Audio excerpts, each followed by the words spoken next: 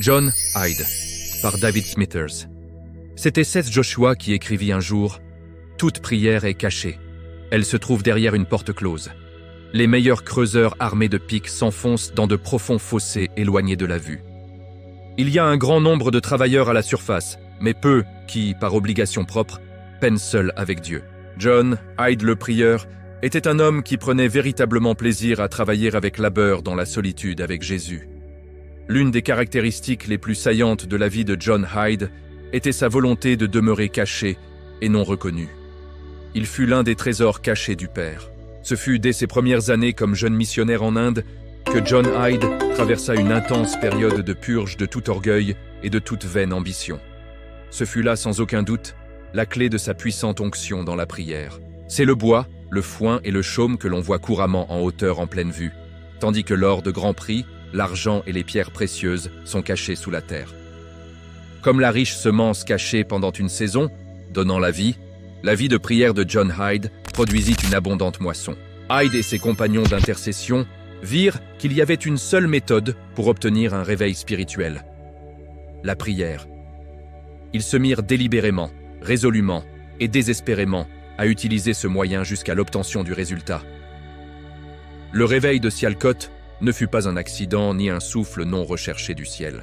Dans n'importe quelle communauté, le réveil peut être obtenu du ciel lorsque des âmes héroïques entrent dans le conflit avec la détermination de gagner ou de mourir, ou si besoin, de gagner et de mourir. Hyde le prieur, ainsi qu'on l'appelait, avec un groupe d'amis, passa des jours et des nuits dans la prière en vue d'un réveil dans toute l'Inde. Leurs prières furent exaucées dans une série d'effusions de l'esprit dans le nord-ouest de l'Inde, à partir de 1904, à Sialkot. La victoire dans les réunions à Sialkot ne fut pas remportée sur le pupitre, mais dans la chambre secrète. Souvent, la gloire reposait sur ces réunions d'une façon puissante, alors que, caché loin des regards, John Hyde, accompagné de quelques amis fidèles, enfantait dans la prière. John Hyde. Durant ce réveil, John Hyde était presque constamment dans la chambre de prière. Il vécut dans ce lieu comme si c'était la montagne de la transfiguration. Il reçut Ésaïe 62, 6, 7 comme un commandement de Dieu. « Sur tes murs, ô Jérusalem, j'ai placé des sentinelles. Tout le jour et toute la nuit, elles ne se tairont point. Vous qui vous souvenez du Seigneur, ne vous donnez aucun repos, et ne lui donnez aucun repos jusqu'à ce qu'il établisse Jérusalem et fasse d'elle une cité de louanges sur la terre. » Si souvent dans la chambre de prière, il éclatait en larmes sur les péchés du monde, et tout particulièrement pour les enfants de Dieu. J. Penguin Jones se rappelle la vie de prière de John Hyde. Il était toujours sur ses genoux lorsque j'allais me coucher, et sur ses genoux bien avant mon réveil au matin, bien que je fusse debout avec l'aube. Il allumait aussi la lampe plusieurs fois dans la nuit, et se régalait comme d'un festin de quelques passages de la parole, et ensuite prenait un petit entretien avec le maître. Il restait parfois sur ses genoux toute la journée.